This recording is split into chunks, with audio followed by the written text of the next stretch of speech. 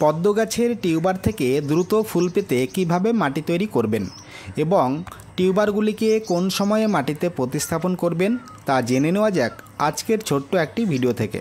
প্রথমেই বলি, যারা প্রথম টিউবার প্রতিস্থাপন করবেন অবশ্যই আপনারা টিউবার হাতে পাওয়ার পর সেই টিউবারগুলিকে ভালো করে 1 লিটার জলে 2 গ্রাম কন্ট্যাক্ট ফাঙ্গিসাইড মিশিয়ে তাতে টিউবারগুলিকে শোধন করে নেবেন।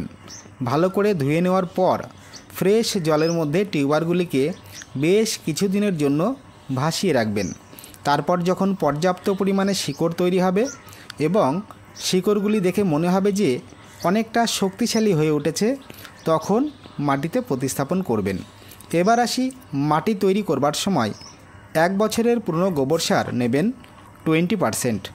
এই পুরনো গোবর সার যত ঝুরঝুরে হবে তত গাছের জন্য ভালো।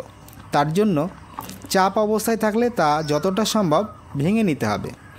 আর 10% নেবেন ভালো মানের ভার্মি কম্পোস্ট। এই দুটি উপাদান যতটা সম্ভব ভালো করে মিশিয়ে নিতে হবে।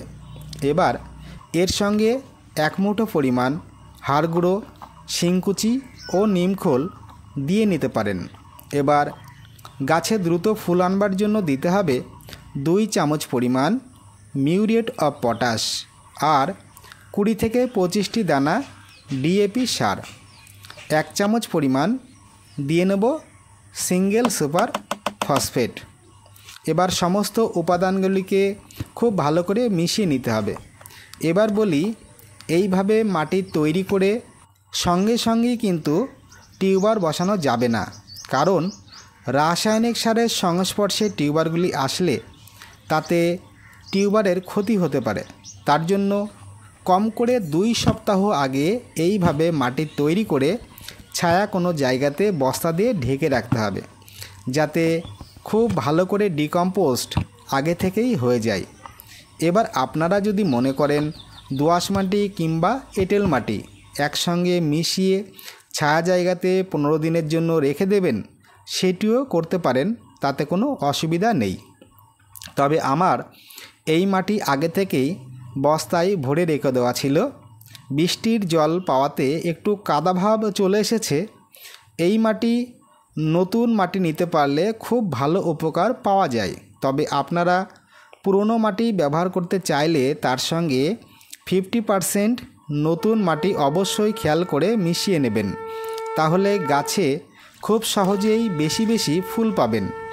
এবার কম করে 15 দিন পরে গিয়ে এই মাটিতেই টিউবারগুলি বসালে গাছের গ্রোথ হবে খুব ভালো এবং ফুল আসবে খুব দ্রুত। এবার টিউবারগুলি বসানোর সময় টিউবারের মাপ অনুসারে এবং তার গঠন অনুসারে মাটি সরিয়ে কিছুটা লম্বালম্বি গর্ত মতো করে নিয়ে টিউবারগুলিকে বসিয়ে আলগোচের উপর মাটি দিয়ে চাপা দিয়ে টিউবারগুলিকে ঢেকে দিতে হবে। খেয়াল রাখতে হবে যে পাতাগুলি যেন একেবারে মাটির তলায় চাপা না পড়ে যায়। যতটা সম্ভব পাতাগুলিকে মাটির উপরে রাখার চেষ্টা করতে হবে। একটি বড় পাত্রের মধ্যে একটি টিউবার এইভাবে কিছুটা কিনারা ঘেঁষে বসালেই যথেষ্ট। জাস্ট এইভাবে টিউবার বসানো হয়ে গেলে প্রথমে কিছুটা পরিমাণ জল দিয়ে পাতাগুলিকে ভাসিয়ে রেখে দিতে হবে। তারপর পাতাগুলির গঠন একটু বড় হয়ে গেলেই পাত্রটির উপর থেকে 2 ইঞ্চি পরিমাণ গ্যাপ রেখে বাকি অংশ জল দিয়ে ভরাট করে দিতে হবে। এইভাবে টিউবার প্রতিস্থাপন করে খুব সহজেই অনেক বেশি পরিমাণে ফুল পাওয়া যায়। আশা করি বিষয়গুলি আপনাদের বোঝাতে পেরেছি। এই রকম তথ্য প্রতিনিয়ত পেতে চ্যানেলটিকে সাবস্ক্রাইব করে সঙ্গে থাকবেন। সম্পূর্ণ ভিডিওটি দেখবার জন্য অসংখ্য ধন্যবাদ। নমস্কার।